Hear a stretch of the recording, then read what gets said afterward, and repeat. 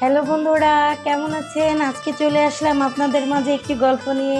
আপনাদের যদি ভালো লেগে থাকে অবশ্যই আমার পাশে থাকবেন। আজকের গল্প হচ্ছে হুন্ডার দানবীয়তা। আসেন আমরা হুন্ডার দানবীয়তা নিয়ে একটি গল্প করি। বুঝতে তো পারছেন আমি কি বলতে চাইছি?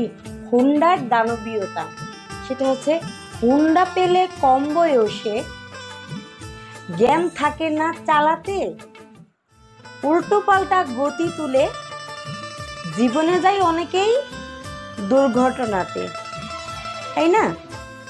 বাবা মা আর আত্মীয় স্বজন অনেক সময় তাদেরকে আবেগে কোন কোন ক্ষেত্রে দেয় চাপে পড়ে, রাস্তায় তারা পাল্লা দেয় বড় গাড়ির সঙ্গে। এভাবেই হুন্ডা চালিয়ে বেপরোয়া যাচ্ছে মারা অনেক তরুণ। বাবা মায়ের বুক খালি হচ্ছে, হওয়ার তাদের অকাল মরণ, তাই নয় কি?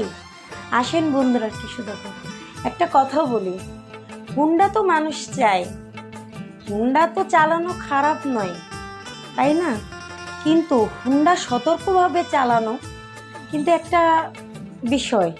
এখনকার যে বর্তমান তরুণগুলো হুন্ডা পেলে কি করে অস্থির হয়ে যায়, রাস্তায় কোনো মেয়ে দেখলে বা কোনো গাড়ি আশেপাশে যদি আসতে দেখে অস্থির হয়ে যায় তরুণরা।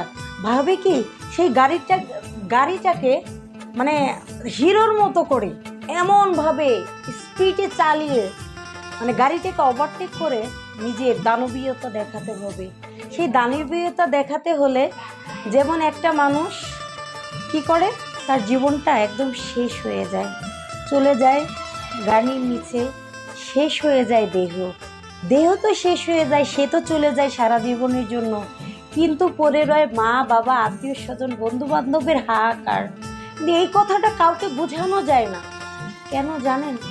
তাদের মাথায় ব্রেন ওয়াশ হয়ে আছে, তাদের একটাই কথা, আমরা এখন তরুণ, আমরা সবই পারি, সবই করতে পারি। এদের নাই ভয়, নাই লজ্জা, নাই জ্ঞান। যদি মুরব্বীরা কিছু বলে থাকে তাদের ভয় নাই, তাদেরকে মানবে না, কোনো কিছু করবে না। তো যাই হোক, এটাই হচ্ছে আজকের আমার গল্প। যদি আমার এই গল্পটা ভালো লেগে থাকে অবশ্যই লাইক কমেন্ট করে শেয়ার করে আমার পাশে থাকবেন। ধন্যবাদ সবাইকে।